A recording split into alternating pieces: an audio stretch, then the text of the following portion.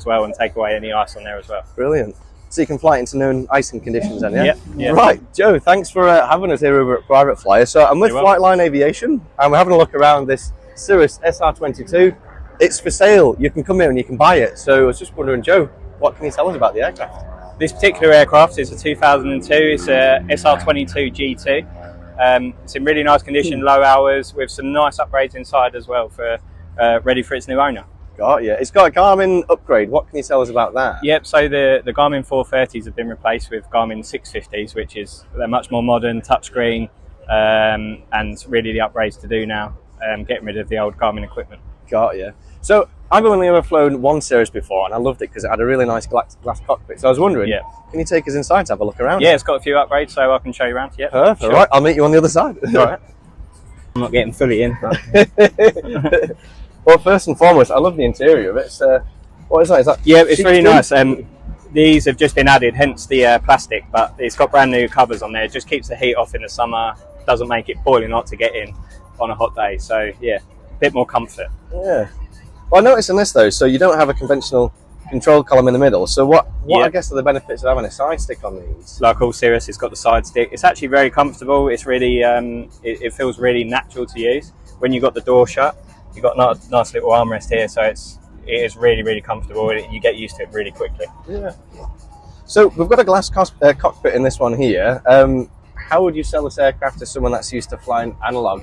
Because I mean, it could be quite intimidating to somebody that's never flown one before. Yeah, sure. And the nice things about these earlier Cirrus, if you're coming from an analog aircraft, they have a mixture of glass screens and the analog instruments as well. So it actually gives you a nice bit of compromise to and give you a bit of confidence and to know what you're using. Yeah. This is the original Avionics equipment, but these have been upgraded. So these are twin Garmin 650s. So that's your GPS and your nav and your comm units as well. So they're a really nice upgrade, and it's also got a digital autopilot upgrade as well. So yeah, it takes a lot of the workload away as a pilot, and gives you a lot of confidence. Almost like flying your own private jet, because you can get it up to cruising height and then put the autopilot on. Especially in these Cirrus, they're obviously very fast, as everyone knows. So yeah. So one thing I did notice in this one, it's only got one throttle lever. I can see obviously it's got the mixture there, but there's no blue lever in the middle. What can you tell us about this one? Again, with Cirrus, they just have one power lever. So yeah, you're taking off and you're climbing out, you haven't got to worry about the blue lever and bringing the prop back and stuff like that. So yeah, it's just super easy, super comfortable to fly. Yeah. I must admit, I already feel quite comfortable because there's a nice little armrest in this one. Yeah. So I can imagine nice armrest, cup holders. Yes, it'd be great. Yeah. So Cirrus aircraft, they're renowned for being really safe. They've got the CAP system fitted. So what can you tell us about CAPs? So the CAP system is the Cirrus aircraft parachute system. So it's obviously a great safety blanket if the worst happens, that we never want to happen. It's a little bit of extra expense in maintenance, but it gives you that peace of mind, especially for your passengers as well. As if something should happen, you got the chute there to save the day. Yeah. And how do you deploy the aircraft's parachute? You've got a little handle up in the ceiling, and you take this cover off obviously when you begin flight. There's just a pin in there, you pull it out, a bit like a fire extinguisher if you like. So I'll just show it for the camera there if you want to have a quick peek here, Reese. Pull that lever, parachute comes out. So what really stands out about this aircraft for you then, compared to say like other aircraft like the Tecnam over there, or your average Cessna 172? Yeah, sure. I mean, it's just the way the technology's moved forward and the way they're designed.